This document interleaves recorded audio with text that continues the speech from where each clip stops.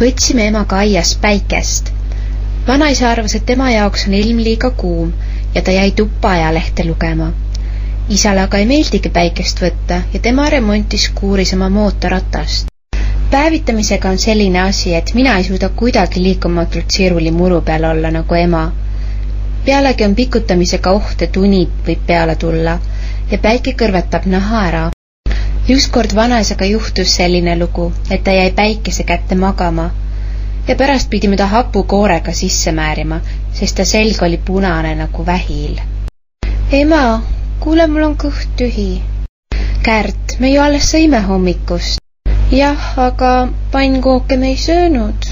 Pannkooke, Kärt, sellise palava ilmaga ei taha keegi toas pliidi ääres seista. Aga me ei peagi toas pliidi ääres seisma, vanaisa tõi pliidi välja. Ema ei saanud alguses aru, kuidas vanaisa gaasipliidi välja sai tuua. Aga siis ma näitasin talle seda väikest korstnaga välipliiti, mille vanaisa oli õue toonud. Ühest uksest käisid sisse puud ja alumisest sai tuha välja võtta, kui seda liiga palju kogunes. Ema saatis mu tuppa panni ja muude asjade järele, mida koogi küpsetamiseks tarvis. Malmpann on tohutult raske. Ma pidin mitu korda käima, et teised asjad ka ära tuua. Köögist võtsin kaasa söögisooda, suhkru, soola, jahu ja puulabida. Sahvrist munad ja või.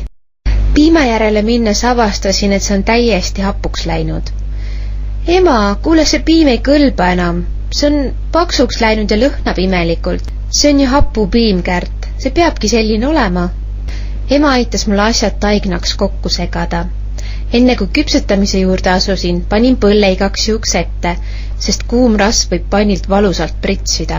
Kui koogid valmis olid, sõin neid värskelt korjatud maasikate ja suhkruga.